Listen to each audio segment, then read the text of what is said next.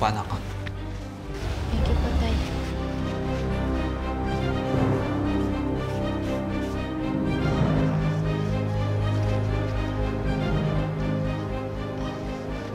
Tay, puntahan ko lang po si Zoe, ah. Baka po kasi napasama po yung bagsak niya kanina, eh. Sige, anak. Please. Sige po.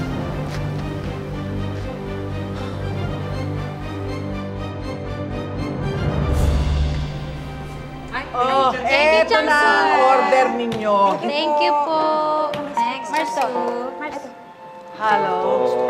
Alam niyo ba, mamayang gabi, meron na akong balita sa mga Susanatics ko doon sa aking social media. Magla-live ako eh. Hey, Changsu, hey. Yeah!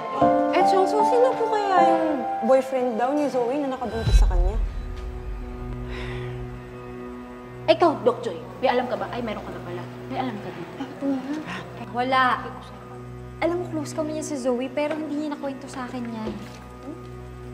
Wala? O pinagtatakpan mo? Wala nga. Alam ka natatakpan. Zero nga information ko dyan. Alam mo, yang si Zoe, kaya ayaw niyang sabihin kung sino yung nakabuntis sa kanya. Malamang, ano yun? Baliw. Kundi kaya manyak. Or, kriminal. O estapador. O kasali sa tokhang list. Kaya pinagtatakban niya eh. Kaya ayaw niyang sabihin sa atin eh.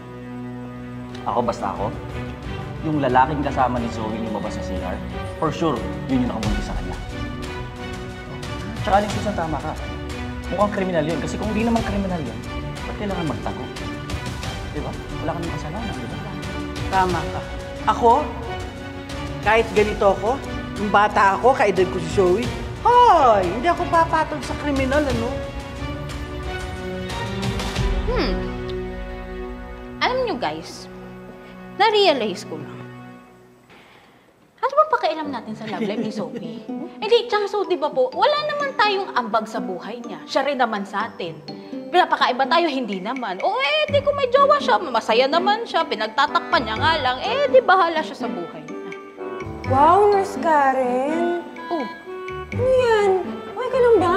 Oo. Umatras ka na ba sa pagiging Nurse Marites ng Pilipinas? No, I'm just making a point.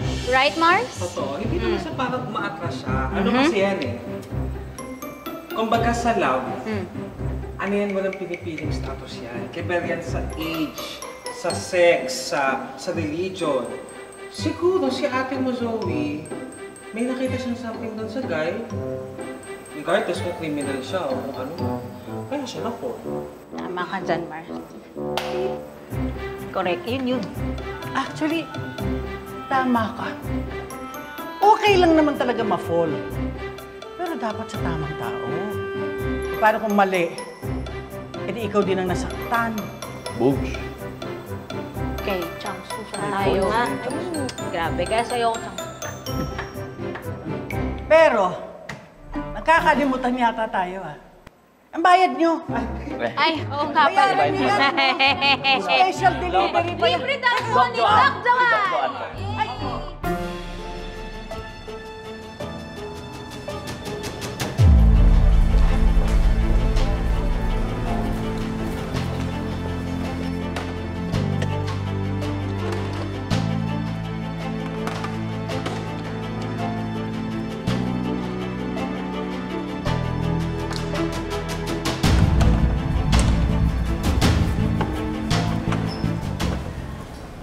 Ate, excuse me po. Yes po, ma'am. May nakita po ba kayong babae na galing po sa CR? Naka-green po siya, maganda siya, tapos mga ganito po katangkad, tapos parang medyo chinita po siya. Nakita ko po kami. Dito po siya dumaan. Thank you po.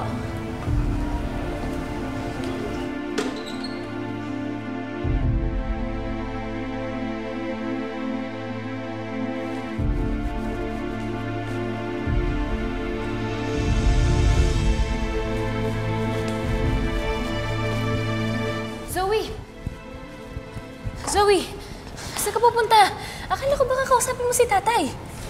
Duh, obvious ba? Aalis na ako. Bakit ba iwas na iwas ka sa amin? Ano ba yung ayaw mong sabihin, Zoe? Ano ba pakialam mo?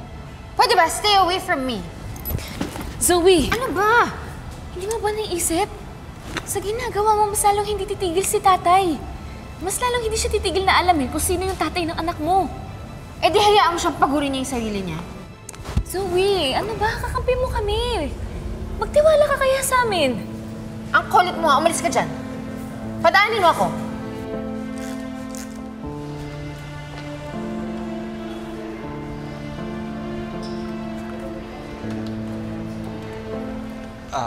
Ate, pwede ba humingi ng favor?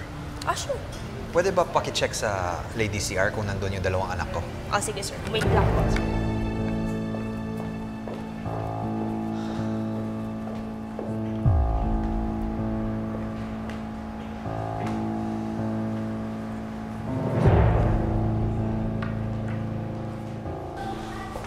Sir, pasensya na ho kayo pero wala na pong tao sa loob. Ano? Sir, anak niyo ho ba yung dalawang babae? Yung isa naka-green, singkit, tapos yung isa maliit. Oo, anak ko nga yun. Sir, doon ho sila pumunta.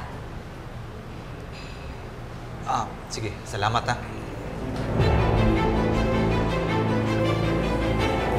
Alis! Annalyn!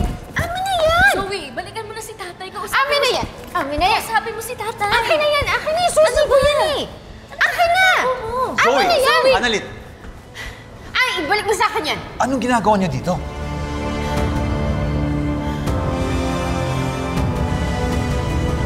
Aalis ka? Tara na, bumalik na tayo sa loob. Ayoko! Halika na, Zoe! Zoe, Halika na!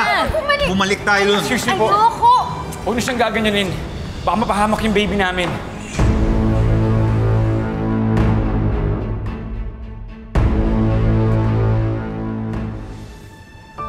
Ano sabi mo? Baby niyo? Ikaw ang nakabuntis kay Zoe? Tama po kayo na narinig. Kaya huwag niyong sasaktan si Zoe. Dahil baka madama yung baby namin. Zoe, totoo ba yung sinasabi niya? Dad. Dr. Tanyag, nandito po ako sa harapan niyo para panagutan si Zoe at ang baby namin.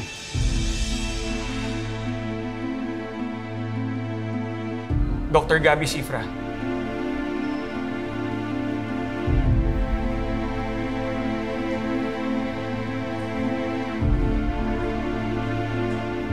Eh kung ikaw ang nakabuntis kay Zoe, bakit ngayon ka lang lumabas para sabihin yan? Dahil natatakot po kami ni Zoe na harapin ang totoo. Lalong-lalo na po ako. I still can't let go of my single life. Aaminin ko sa inyo, aside from Zoe, I'm seeing other women. Eh, hindi ko naman alam na pang-seryosohan yung anak nyo. Tapos bigla pa nagbunga, di ba? Kaya huwag na ho kayong magalit. Magpasalamat na lang kayo na hindi ko tinakbuhan yung anak nyo. Walang hiya ka pala eh. Tay! Wag! Sir, tama na po. Tama na! Ang yabang mong magsalita. Tama na po. Kung napipilitan ka na, umalis ka na. Hindi ka kailangan ng anak ko. Tama na, tama na. Dok, nandito nga po ako sa harapan nyo eh. Pananagutan ko si Zoe. Ano ba kinakagalit nyo, Dok? Ikaw na nga may kasalanan, mayabang ka pa? Sir, tama na po. Tama na. Tama na. Tay, ano ba? Tama na, sir. Zoe! Zoe! Zoe! Zoe! Zoe! Dok, dalhin po natin sa ospital. Dali, Nandiyan bilis! ang kotse ko.